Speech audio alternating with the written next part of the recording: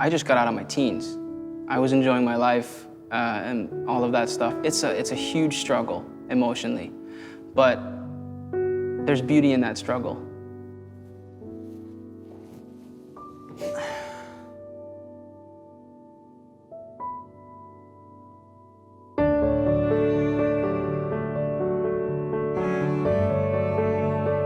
Hey, I'm Markus, and I'm the proud father of Jude Paterson.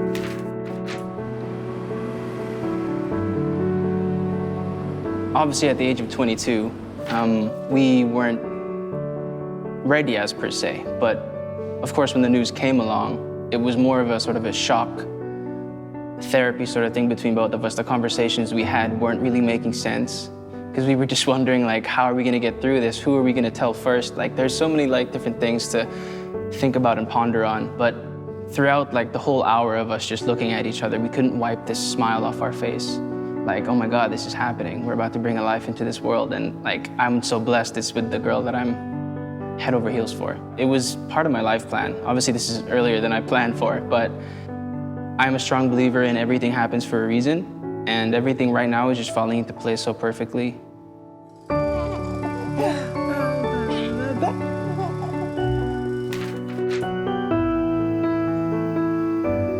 Well, when the pandemic came across, it grew so quick, and we couldn't escape the fear of it, especially we had to plan out where we're gonna have him, and we didn't want to hide it. We were worried about how the world would react, not because of our age or anything, but just because of the sheer brutality that the online world can bring sometimes. After we found out, obviously I knew I was gonna be a father, but the moment I saw him in that delivery room, I couldn't move. I was frozen, and I was just staring at his little scrunched up face, just crying and crying. There he is, okay? Oh my God. Okay? What's happening? Do I get a medal now? What? I felt so accomplished. This is mine, I couldn't fathom. I couldn't breathe. I couldn't speak. I was in awe. It's a scary kind of love. And I used to think that it was so cliche, but now that I'm feeling it, I don't think they do it justice. There is nothing that I wouldn't do in the world for that little human, my flesh and blood. There is no line I wouldn't cross just to make sure he's happy or safe or well-fed. And it's a scary feeling because I've never felt that crazy love towards something or someone.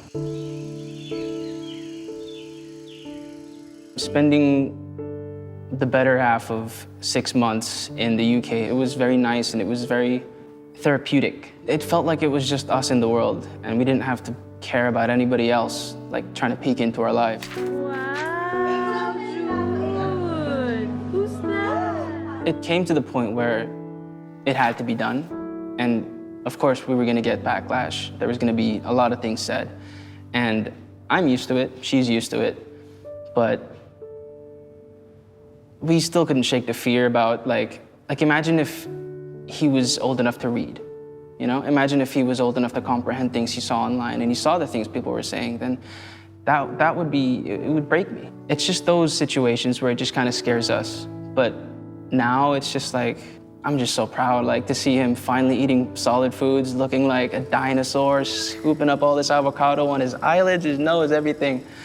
It's everything I want to take a picture of, everything I want to post online and be like, look, it's my son, it's my little boy. Oh, that's Jude. They should be more conscious of their conscience, if that makes sense. Just be smart. It doesn't matter if you're behind a screen or if you're face-to-face somebody. You don't know what they're going through. You don't know what's happening in their lives. If you don't have anything nice to say, there might not be a reason to say it.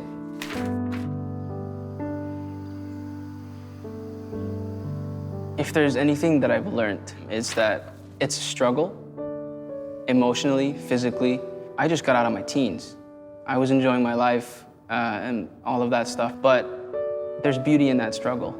Raising a kid, in all seriousness, is frustrating. There are times where you're gonna wanna pull your hair out, but then again, I see him smile. Okay, you're cute, we get it. I'm not mad, you're cute, okay? And that's it. My support system is very, very strong.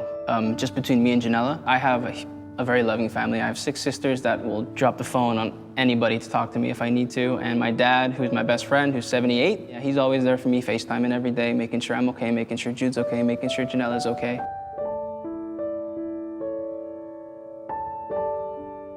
For sheer effort, I'd give myself a solid 7. For methods, I'm still learning. I'm a young guy. I'd probably say 3 or 4. There are certain things where like Janella's like, don't give him that. He's not allowed to eat solids yet, but we're feeding him solids, but it's not mashed up. I was like, oh yeah, good point. I just want him to be happy. I want him to have a good childhood, have good manners. That's my main goal in his life. And he can do whatever he wants. He can be whatever he wants as long as he has a smile on his face when he comes home. Ooh, mystery box challenge. Oh my God. Look at him. Look at him in his uniform. Hello, Mark. It makes me very proud to actually wish you a happy Father's Day. I've been very proud of you all your career, all the time you were here in the UK as a young boy and then a young man. And your mother and I are so proud of you, and you should be proud of yourself. Wish you all the best and have a lovely day. Oh man, why you guys gotta do this to me? That's the best.